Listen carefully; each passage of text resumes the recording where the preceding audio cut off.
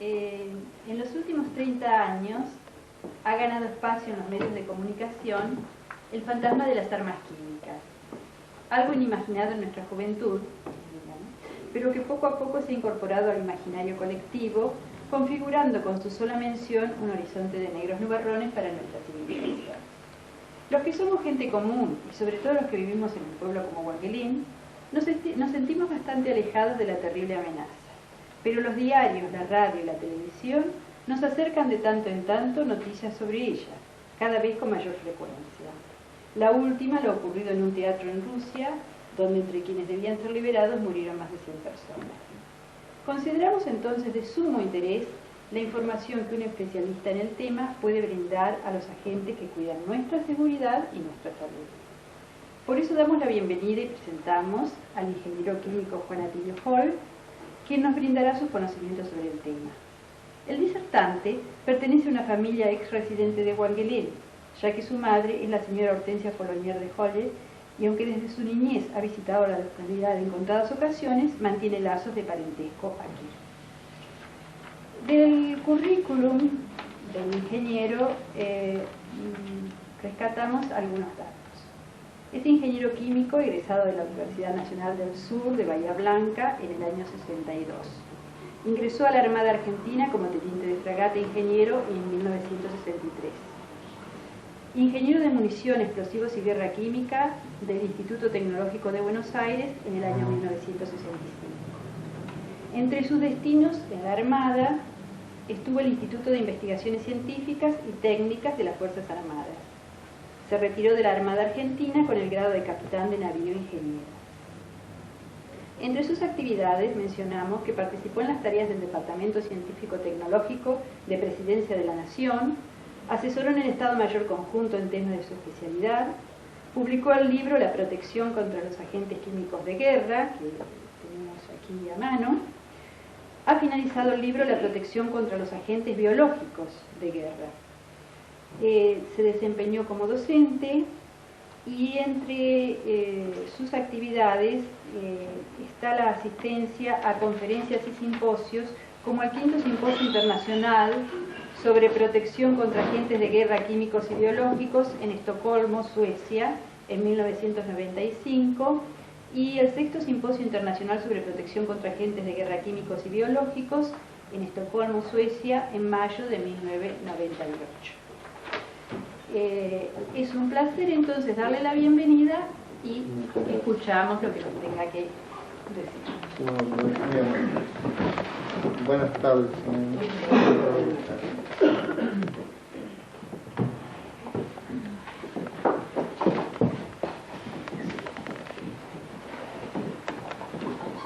Bueno, ya los medios de comunicación se me han adelantado un poco para explicar el por qué escribí el libro y por qué estoy en Huanguelín. Pero, en fin, volveré sobre el tema porque si no me arruina la charla abandonar esos aspectos. Los vínculos que tengo con Huanguelín se los indicó recién la señora presidenta, y el por qué escribir libros es porque cuando me incorporé a la Armada como ingeniero químico, dijeron, bueno, para las cosas que tiene que hacer acá tiene que aprender mucho más. Y me mandaron a hacer otra carrera nueva de ingeniero en armas. Y en esa carrera estaban las materias de guerra química y guerra biológica. El concepto en el año 1960, era diferente del actual. En aquel momento no había una prohibición completa, así que no, si bien el país nunca adoptó esa guerra fue realmente encarnizada, y Irak no solamente la empleó contra Irán lo que fue antes Persia, sino también contra las tribus kurdas que habitan en el norte de Irak, contra poblaciones totalmente inermes, donde había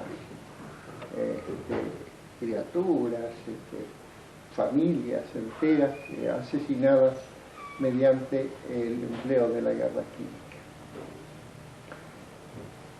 química.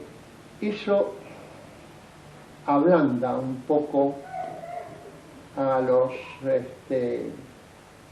las cancillerías occidentales y se dan cuenta de que no se puede permitir hablar de paz y por otro lado comerciar armas químicas o los elementos para producir las armas químicas, tanto de precursores como de equipamientos para la industria. Y surge un grupo de países que se denomina Grupo Australia y que lucha para producir un parate en la guerra, en el uso de estas armas proliferadas. De todas formas, existía la convención que estaba en gestión de prohibición de las armas químicas y la prohibición de las armas biológicas, pero estaban estancados. Esas gestiones nacen desde principios de siglo y se activan en 1925 en Ginebra, pero hay una demora en tomar las decisiones, en decidirse a firmar acuerdos, y finalmente la Convención de Armas Químicas termina de concretarse aproximadamente en 1993, que se firma los acuerdos en París y una serie de países comienzan a refrendar estos acuerdos, y finalmente en el año 1987 queda promulgado este acuerdo internacional con la adhesión de 70 países. Consecuentemente después comienzan a firmarlo los restantes países y quedan un grupo de naciones que no comparten la idea de privarse de esos métodos bélicos, entre otros Irak, Siria, bueno, ahora no recuerdo con exactitud todos los que fueron del Senegal, pero vale decir, en cierta medida se alcanzó un cierto consenso. Y los países industrializados también empezaron a aceptar las gestiones del Grupo Australia, que creó una organización, digamos, legal, adecuada para impedir el comercio ilícito de los elementos para producir las armas químicas. En nuestro país, nosotros hemos estado integrando al Grupo Australia. He sido uno de los delegados que tenía la Cancillería como asesor técnico en los temas correspondientes y asesorando no solamente a la parte militar a la cual yo pertenecía, sino estaba ejército, las Fuerzas Armadas en general y la parte de la Cancillería.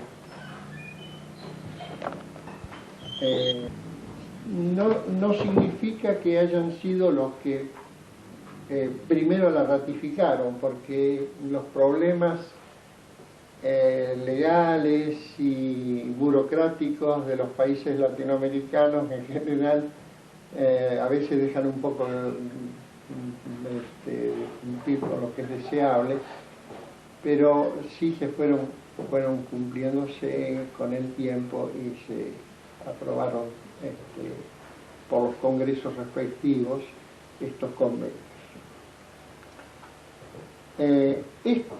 Estos temas que le estoy conversando forman parte, por un lado, del capítulo 1 y del capítulo 3 4 del libro que yo he escrito y que es el motivo de la presentación. En el libro, aquellos que lo vayan a leer van a encontrar que hay una gran cantidad de definiciones sobre las características de las armas químicas. En general, esto pareciera como que estamos, o que me pusiera a escribir algo sobre guerra química, pero hay que aclarar que estas propiedades son fundamentales, el conocimiento de los agentes, cómo neutralizarlos o cómo fabricarlos, tienen un vínculo muy estrecho y además este conocimiento permite no solamente fabricarlos, sino destruirlos. Ese es el concepto fundamental por el cual me dedico en parte un capítulo bastante largo a explicar las propiedades físicas, químicas y meteorológicas que se presentan en el empleo de las armas químicas. Es evidente que es una parte muy importante que se debe tener en cuenta cuando ha habido un ataque y que evidentemente hay que tomar la decisión. ¿Qué voy a hacer? ¿Voy a gastar productos químicos, energía de la gente? ¿La voy a meter a trabajar en destruir esos agentes químicos? ¿O dejo que la atmósfera por su cuenta los vaya destruyendo, neutralizando en forma natural?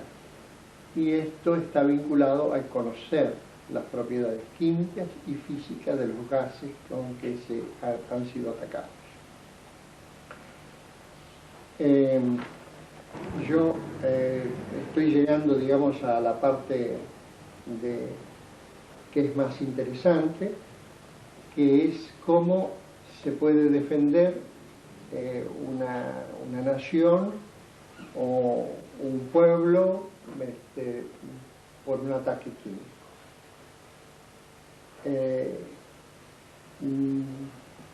Para facilitar la explicación, tengo una película que es de origen israelí, que pude obtener en el sexto simposio de Estocolmo, donde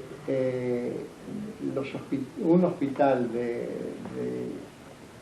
Haifa, el Rambam Hospital, hace entrenamientos, pruebas, cada tanto hace ensayos de un ataque.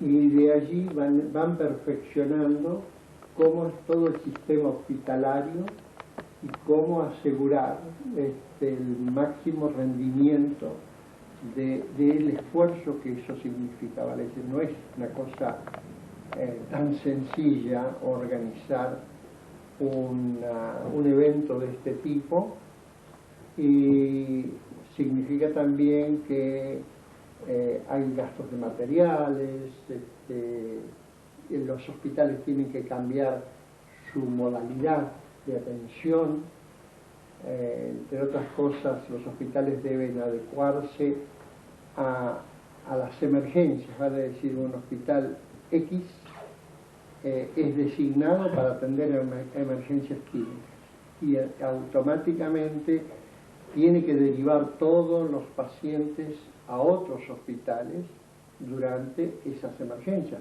o durante el periodo que dura las pruebas, los trials.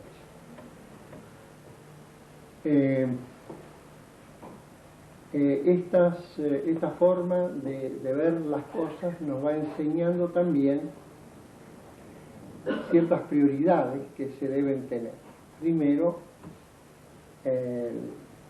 cuando hay una emergencia química, el primer paso que se debe dar es detectar qué agentes se han empleado y usar los métodos de protección que se dispongan. Por supuesto que en países como Israel o Suecia existe una gran capacidad propia hospitalaria, como así también de medios, máscaras respiratorias, indumentaria adecuada para esos eventos. Y además la disposición que hay, vale decir, ya es un temor muy fuerte que tenían los suecos en particular, de ser atacados cuando todavía estaban las disputas entre Occidente y la Unión Soviética. Y en cuanto a Israel, está de más decir cuáles son las motivaciones por las cuales se preocupan mucho en estos adiestramientos. Así que primero van a poder ver, tenemos distribuido más o menos las fotocopias para que, porque ahí tiene que tomar la decisión el médico cómo organiza las cosas. Esto es un refugio de la gente común. Siente la sirena, corre a refugios que hay en los edificios y se ponen la máscara y se encierran allí. Ahora van a empezar a llegar los primeros afectados y hay de distintos tipos de grados de afectación, por supuesto.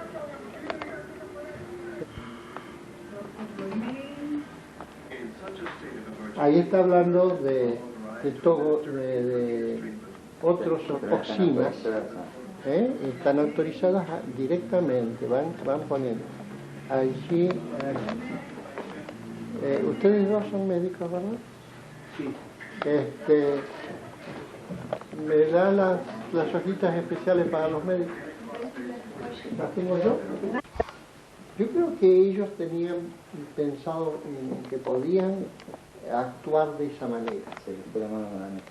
Es probable que la cantidad de droga empleada haya sido en exceso y que haya habido entre esa gente alguna gente que tiene alergias, por ejemplo, y que es muy receptiva a esos productos químicos, porque no todos reaccionan de la misma manera. Estoy seguro de que hay algunos que reaccionan más violentamente a igual dosis de sarín. Eso, los resultados que hay de la campaña del desierto, con todos los enfermos que hubo, eso también está demostrando de que hay cualquier cantidad de consecuencias no totalmente analizadas sobre los efectos colaterales o secundarios, no sé cómo lo llamarán ustedes cuando son un proceso que se alarga. En primera instancia se dice colateral. Colateral, ¿no? En primera instancia, está el Sí, defecto. pero después... Es secundario lo que va quedando. Claro. En primera instancia, a lo que usted se refiere, que ningún organismo, los seres humanos no somos parecidos, pero no somos idénticos. No somos idénticos. Hay una reacción estándar, pero no es uniforme. No es uniforme. No. Igual, bueno, esto todavía no sabe, seguramente quién sabe cuándo lo iremos a saber, si lo sabemos, pero lo que llama la atención, por lo menos por la información que nos llega, es que la gente que era, que en cierto modo eran suicidas, tenían bombas en su cuerpo y no han tenido ni siquiera tiempo a accionar, o sea que ha sido muy rápido, y por lo que se ve también en las figuras televisivas, pero lo que hemos visto todo, no hay muerte por disparos de armas de fuego. Se da cuenta que se fue todo por el gas, o sea, ¿para qué fue lo que usaron? Obviamente no. Bueno, no se sabe si a los terroristas después lo terminaron matando por separado, ¿no? Eso podría ser. Bien. A mí me quedaría mostrarle la parte de los suecos, si es, pero...